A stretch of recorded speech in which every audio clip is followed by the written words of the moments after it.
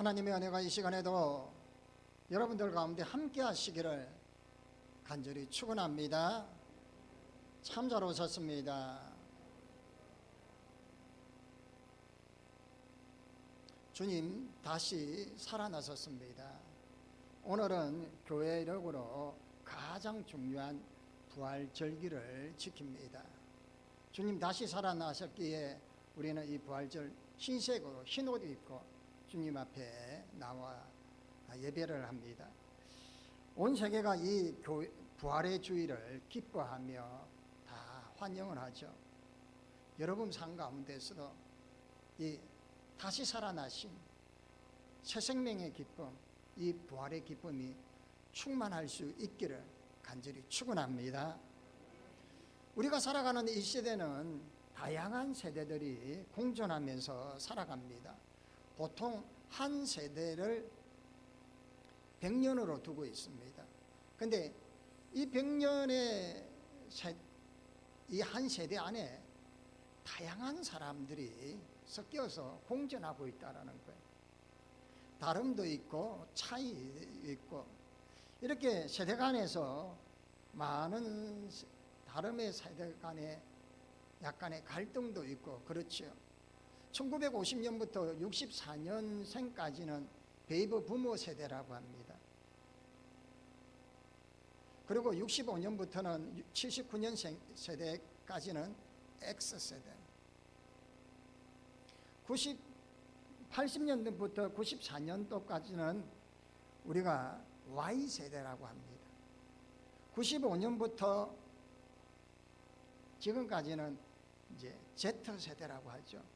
그래서 밀레니엄 세대 M자에다가 이 요즘 트렌드 Z, 그러니까 이제 MZ 세대라고 얕은 이제 그렇게 해요. 아무튼 이 기성 세대와 지금 신세대와의 한 세대 안에 많은 갈등과 충돌들이 참 많습니다.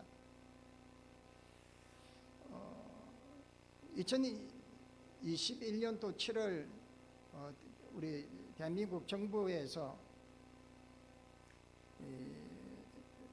브리핑한 내용이 세대 간의 갈등과 통합이라는 주제로 이동우 교수라는 분이 글을 올린 글을 한번 인용을 하다 보면 기성세대는 나보다 우리를 한마디로 위 제네레이션이에요. 기존의 세대로 있지 않습니까? 어르신들 어떻게 합니까? 우리 가족, 그래서 당신은 희생시키고 우리를 위해서 그렇게 고생한 거예요. 한마디로 집단주의적인 사고가 많은 세대죠. 그런데 MZ 세대들은요 달라요. 나 자신을 더 중요시한다라는 거. 우리가 뭐 필요하냐? 그래서 I 제네레이션, me 제네레이션, 자기 중심적인 거예요. 한마디로 개인주의적이죠. 그래서 이제 기성세대들은 위계 질서나 아니면 서열 문화라면 이 MZ 세대들은요 수평이에요. 뭐 이야기해도 저 꼰대 왜 저러지? 나 그래 이래요. 기성세대는 가난하고 빈곤했던 시절에서 이제 풍요로운 생활을 하는 상승세대라고 표현하면 MZ 세대는 풍요로운 삶 속에서 이제는 IMF를 경험하고 그리고 취업과 결혼에 대한 이 어려움을 겪는 한마디로 불안한 세대라는 거예요. 그래서 세대의 생각이 달라요. 기성세대는 내가 얼마나 배고프게 살았는데 젊은 MZ 세대는 라면 끓이 먹지요. 그러잖아요. 세대가 생각이 다릅니다. 문화와 가치관의 갈등이 이렇게 세대 간의 이 차이도 있지만 신앙생활에도 많은 차이가 있습니다. 어머니, 아버지 세대, 할아버지, 할머니 세대들은 밤낮도록 철야 기도하는 그런 세대지만 요즘은 어떻습니까? 핸드폰으로 그냥 묵상하고 기도하고 세대가 달라졌습니다. 오늘 신앙생활에도 어떤 갈등이 있는지 고린도 교회 교인들의 이야기에서도 묻어나고 있습니다. 잘못된 문화 가치가 그대로 노출된 이야기인데, 여기서 말하는 이제 새로운 초동 학물이 잘못된 이 가치가 골로새 교회 안으로 들어옵니다. 그래서 영지주의 이론에 물들기 시작합니다.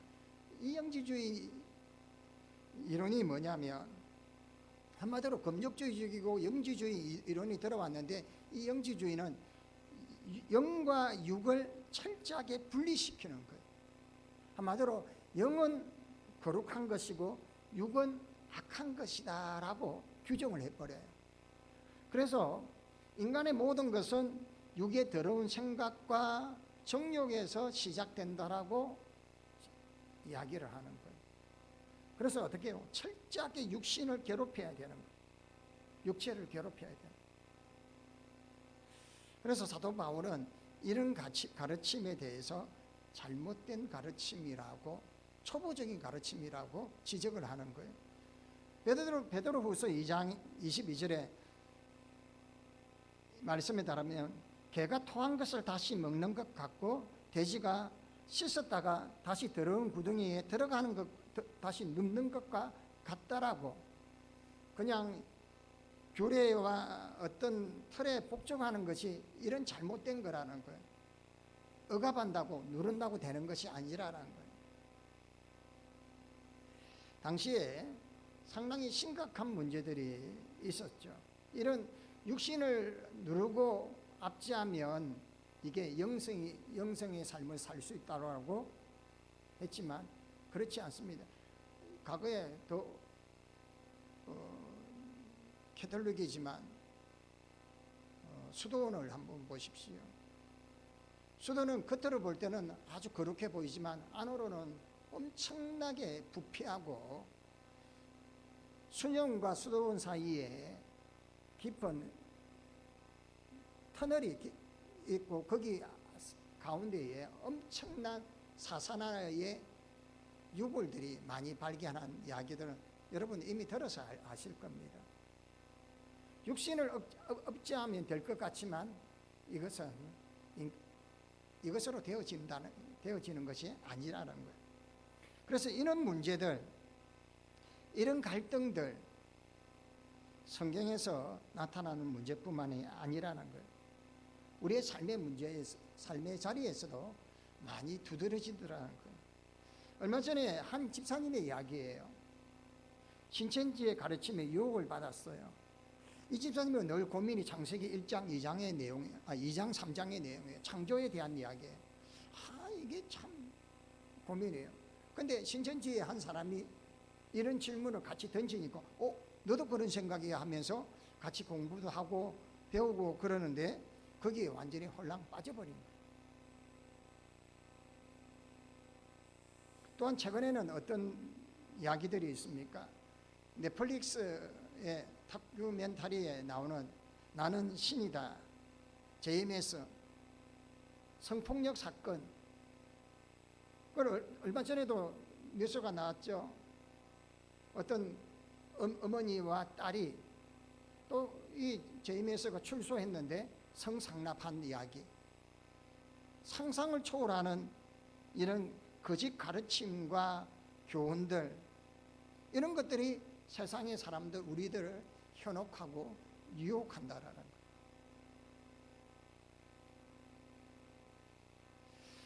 오늘날 신앙생활은 단지 종교 갈등만을 가지고 살아가지는 않습니다. 우리가 신앙생활을 하다 보면 믿는 사람들은 직장 문화, 학업 문화, 학원에서 있는 문화, 아니면 가정에서 있는 문화, 술 문화, 접대 문화, 뇌물 문화, 광급공사 내가 오다 달라고 하는데 이렇게 봉투 안 내면은 뇌물 안 하면 어떻게 됩니까? 내가 직장 상사인데 상사가 주는 술을 안 받아서는 어떻게 합니까? 이런 갈등들이, 고민들이 얼마나 많습니까? 그런데 성경에서는 이런 세대와의 갈등, 문화와의 갈등, 종교와의 갈등, 이런 모든 신앙생활의 갈등들, 이런 갈등들을 말씀에서 해답을 주고 있다라는 거예요. 우리가 살아가는 이 세상에, 우리는 이 세상의 이 바운다리 안에서 살아가면서 우리는 이것이 다인 양 살아가는데, 성경은 우리의 눈을 다른 곳으로 돌리라는 거예요. 그 우리가 누구예요? 예수 그리스도의 보혈의 일로 새 생명을 얻은 우리라는 거예요. 우리는 예수님께서 십자가에 못 박혀 죽으시고 3일 만에 부활하셔서 부활의 첫 열매가 되시면서 우리가 가야 할 영원한 나라가 있음을 보여주고 계시는 거예요. 믿으십니까? 그러면서 우리에게 다름의 삶을 제시하고 있어요. 그래서 성경은 그러므로 하는 거예요. 앞에 했던 이야기는 부정하고 새로운 이야기로, 삶의 방식으로 전환하는 접속사예요. 이 그러므로라는 것은 보면 앞으로는 위의 것을 찾는 삶이 되라. 그래서 1절에 그러므로 너희가 그리스도와 함께 다시 살리심을 받았으며, 살리심을 받았다라는 것은 내가 그리스도로 인하여서 다시 살아났다는 것을 인식한다. 예수님이 다시 살려주셨어요.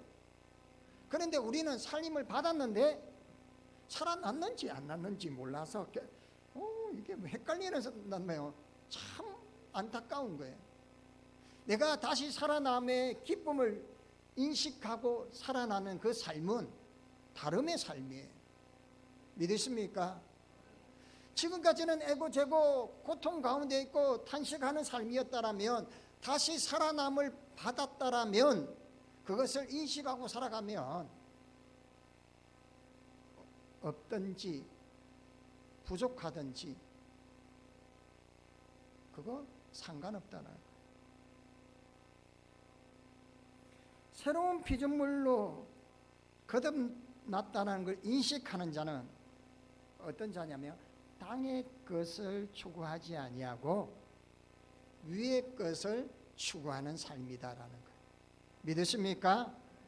그래서 여기 우리는 땅의 것, 물질, 명예, 권력, 이런 것에 집착하다 보면 우리의 삶은 그냥 맨날 땅만 쳐다보는 거예요. 근데 우리는 땅만 있는 것이 아니라 위에도 것이 있음을 잊지 마시기를 바랍니다. 그냥 땅만 있다라고 살고 그냥 아둥바둥 그냥 서로 그냥 그렇게 살아가잖아요. 우리는 위에 것이 있음을 잊지 말아야 합니다. 그래서 여기에 이 말씀 함께 다시 살리심을 받았다는 말이 있어요. 이 헬라어로는 시네게르테테라는 단어입니다. 이 단어는 뭐냐면 함께라는 전치사와 일어나다라는 이 단어가 합성이 된 거예요. 그래서 함께 일어나는 것은 내 의지로 일어난다는 뜻이 아니에요. 여기서 의미는 이 함께 일어나는 것은 함께 일어나면 내가 일어나는 거 아닙니까? 아니요. 이 외부적인 힘에 의해서 일어나는 거예요.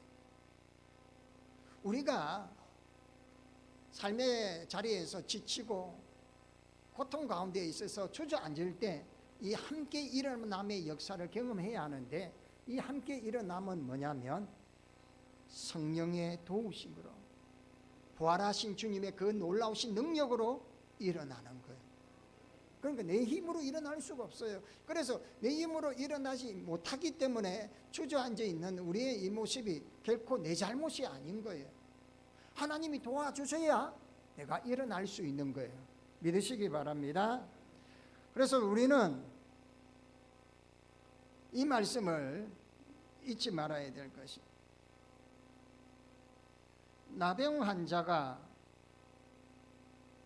맹인이 예수 그리스도께서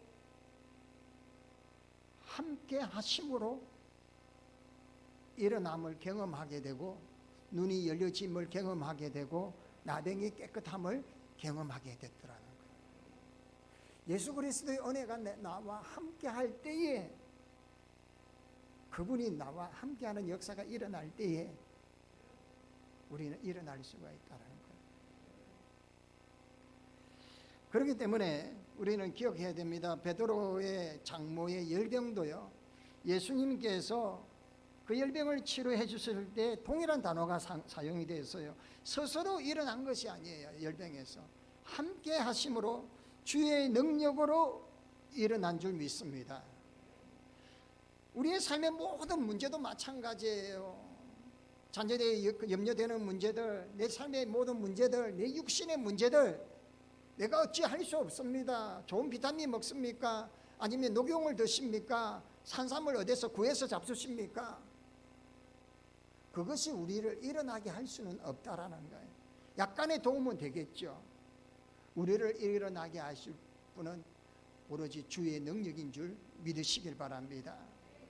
죽었다가 다시 살아나시고 부활의 첫 열매가 되신 주님께서 우리는 땅의 것을 생각하지 말고 위의 것을 추구하라는 거예요. 그러면서 함께 일어나는 삶이 되어야 돼요. 왜? 주님의 그 은혜의 능력으로. 그래서 우리는 땅의 가치를 보며 이것저것 여러분 지었다가도 사라지는 거예요. 얼마나 가지고 싶습니까?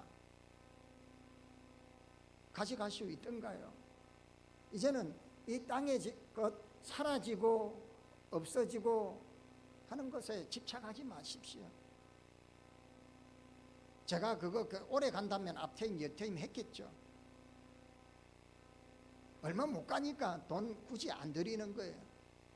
어디에 가치? 하늘의 가치를 두기 때문에, 저 하나님의 나라를 바라보기 때문에 우리는 이곳에서의 고통과 아픔은 길어야 100년입니다. 하지만 저 하나님의 나라의 영광은 영원한 줄 믿으시기를 바랍니다. 그러면 우리가 이 세상 속에서 살아가면서 누릴 수 있는 하나님의 은혜가 뭘까라는 거예요. 우리가 하나님의 은혜를 경험하는 그 순간, 그 접점이 과연 무엇일까라는 거예요. 그 접점은 내가 예수 그리스도를 믿음으로 주님과 연접할 때, 연접이라는 것은 연결될 때, 주님과 나와 하나가 되는 거예요. 여러분, 주님이 내 안에, 내가 주님 안에 있을 때에 세상이 누리지 못하는 은혜를 누리게 되는 거예요. 주님이 내 안에 충만하면 나는 작아지고 나는 없어지고 나는 사라지고요. 주님이 주인이 되면요, 보여지는 게 다 달라요. 그냥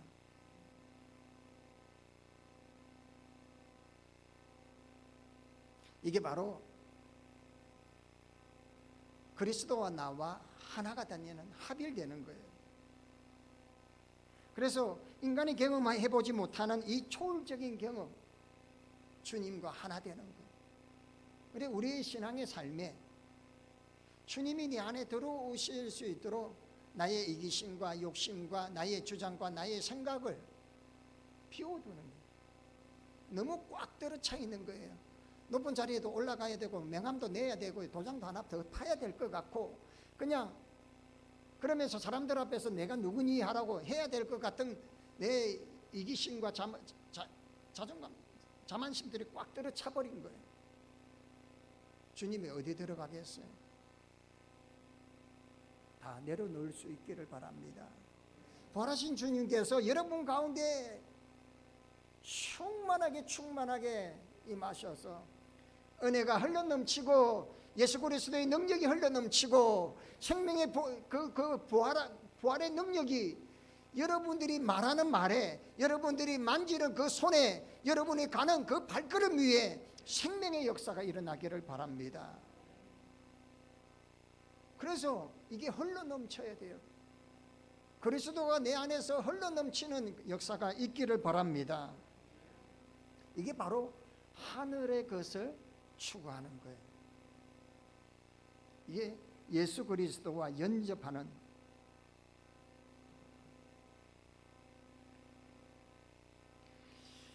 예수 그리스도와 하나 연접하면 하나가 됨으로써, 이게 이제 한마디로 하나 된다는 것은 세례와 같은 거예요. 그래서 우리는 성령의 세례를 받아야 돼요. 그냥 물로 세례를 받지만 성령으로 세례를 받아요. 주님이 나와 하나가 될 때 함께 살리심의 경험을 하게 될 줄 믿습니다. 이제는 우리는 정말 우리의 삶에서 어떤 삶으로 나아가야 할지, 땅의 것을 추구해야 할지 아니면 하늘의 것을 추구해야 할지 결단할 수 있어야 됩니다. 한 목사님이 목회를 나름대로 열심히 한다고 했는데 대장암이 걸렸어요. 수술을 했습니다. 그리고는 회복실에서 회복하는데 의식이 깨면서 깨달은 게 뭐냐면 내가 지금까지 욕심대로 살았다는, 목회를 하면서도 자기는 하나님의 영광을 위해서 한다는데 자기 욕심대로 살았다는, 자기는 나름대로 열심히 섬긴다고 했는데 이게 내 욕심이 앞섰다는 거예요. 내가 뭐 그냥 노예를 위해서 뭐 내가 총회를 위해서 한다고 하는데 내 욕심이 앞섰더라는 거예요. 그러면서 그 모든 욕심을 내려놓고 이제 정말 예수 그리스도의 그 십자가의 보혈의 능력을 덧입어서 부활의 기쁨으로 열정을 불살렸더니 정말 새로운 사역을 하게 되더라는 거예요. 이제 우리는 이 부활의 새 아침을 맞이한 우리 해화교회 성도 여러분들은